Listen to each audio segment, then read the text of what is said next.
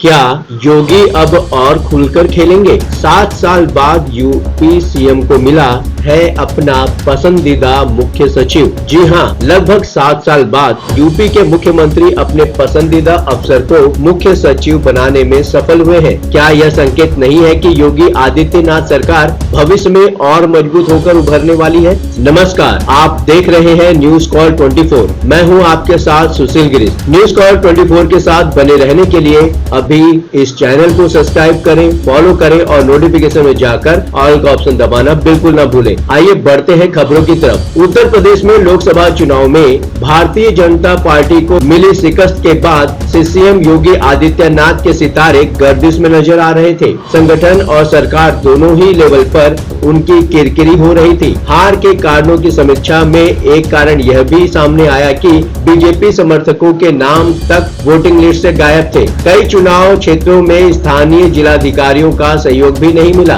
इन सबके बीच योगी आदित्यनाथ के लिए एक खुशखबरी यह आई है कि उनको 7 सालों बाद प्रदेश के मुख्य सचिव के रूप में उनका पसंदीदा अफसर मिला है। इसके लिए जिन अफसरों को योगी मुख्य सचिव बनाना चाहते थे, उनके नाम पर केंद्र अनुमति नहीं देता था। इसके कारण तरह तरह की अफवाहें जन्म लेती थी। इनमें से एक अफवाह यह भी होती थी कि केंद्र जानबूझकर पसंदीदा चीफ सेक्रेटरी इसलिए नहीं उपलब्ध कराता ताकि योगी को खुलकर खेलने का मौका न मिले। जाहिर है कि मनोज सिंह की मुख्य सचिव के रूप में नियुक्ति से इस तरह की अफवाहों को भी मुंह तोड़ जवाब मिला है। इसके साथ ही जब प्रदेश का सबसे बड़ा अफसर मुख्यमंत्री का पसंदीदा होगा तो उसके कार्य करने में सहूलियत तो होगी ही। आइए समझते हैं कि कैसे उत्तर प्रदेश की शासन व्यवस्था पर पकड़ मजबूत होने के बाद योगी किस तरह और मजबूत हुए हैं। पहली बात, हाथरस घटना में एक्टिव होकर मनोज सिंह ने अपनी कार्यशैली का दे दिया झलक। 1988 बैच के आईएएस अधिकारी मनोज कुमार सिंह,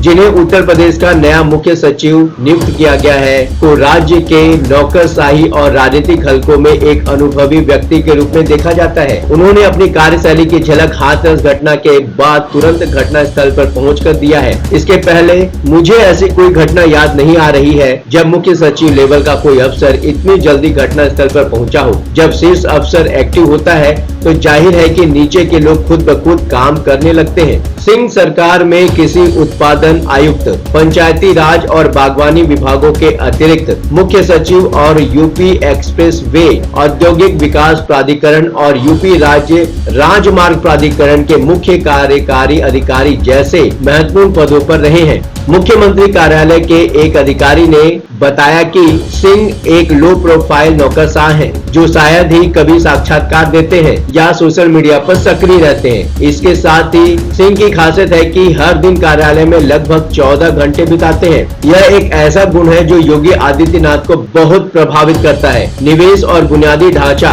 यूपी सरकार की शीर्ष प्राथमिकताओं में से एक है। मनोज कुमार सिंह ने यूपी इंफ्रास्ट्रक्चर और औद्योगिक विकास विभाग, यूपी एक्सप्रेस वे औद्योगिक विकास प्राधिकरण और नोएडा प्राधिकरण को संभाला है। जाहिर है मुख्यमंत्री और प्रदेश की जनता को इसका लाभ मिल सकता है। दूसरा, विपक्ष को भी मिल गया है संदेश। पूरे प्रदेश में यह एक संदेश चला गया था कि बीजेपी हाईकमान उत्तर प्रदेश में सीएम योगी आदित्यनाथ को चुनाव बाद हटा देगी। उत्तर प्रदेश में बीजेपी को मिली करारी शिकस्त के बाद इस आशंका को और बल मिल रहा था। लखनऊ के पत्रकार हरीश तिवारी, जो कई सालों से ब्यूरोक्रेसी की बीट देख रहे हैं, कहते हैं कि उत्तर प्रदेश के मुख्य सचिव की नियुक्ति को लेकर पीएम मोदी के पसंदीदा अफसर दुर्गा शंकर मिश्र का जिस तरह से कार्यकाल इस बार नहीं बढ़ाया गया, वह एक संदेश है प्रदेश के लिए। इसके साथ ही मुख्यमंत्री योगी आदित्यनाथ के खास अफसरों में से एक मनोज कुमार सिंह को मुख्य सचिव बनाना एक और संदेश है कि साल 2027 के विधानसभा चुनाव तक योगी फुल पावर में रहने वाले हैं। तिवारी कहते हैं कि यह सही है कि मनोज सिंह का रिटायरमेंट 2025 में ही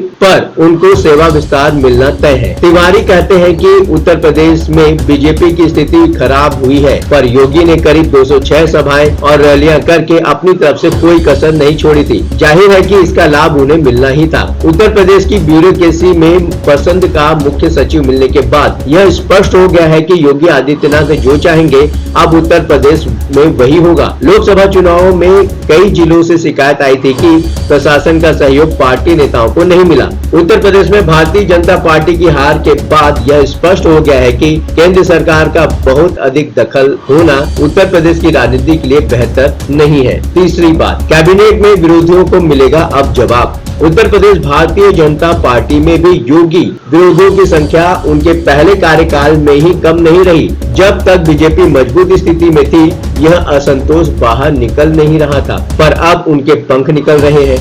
यूपी में बस कुछ दिनों में ही करीब 10 सीटों पर उपचुनाव होने वाले हैं।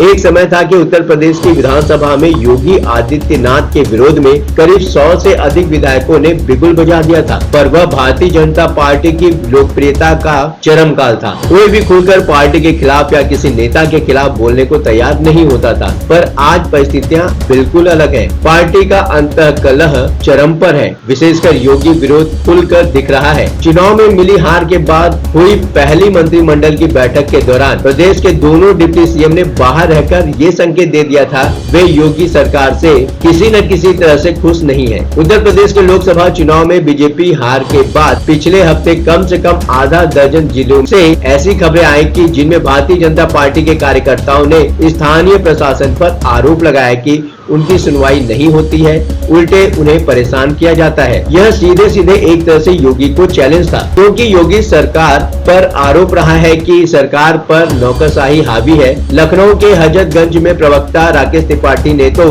पुलिस की चेकिंग से परेशान होकर अपनी गाड़ी से बीजेपी का झंडा और प्रवक्ता लिखा बोर्ड ही हटा दिया था। कानपुर में एक बीजेपी नेता पर मामला दर्ज होने के बाद डिप्टी सीएम ब्रजेश पाठक ने पुलिस की चेकिंग पर ही सवाल खड़ा कर दिया, जबकि वो जानते थे कि सीएम योगी आदित्यनाथ के आदेश पर ये चेकिंग हो रही है। संभव है कि ऐसी बयानबाजी अब देखने को न मिले। आपको क्या लगता है, योगी को उनका पसंदीदा मुख्य सचिव मिल गया? क्या योगी अब खुलकर खेलेंगे और आने वाले विधानसभा चुनाव में योगी वापस मुख्यमंत्री बनेंगे? आप अपने विचार हमें कमेंट के माध्यम से भेज सकते हैं। लगातार खबरों के लिए बने रहिए न्यूज़ स्क्वाड 24 के साथ। नमस्कार।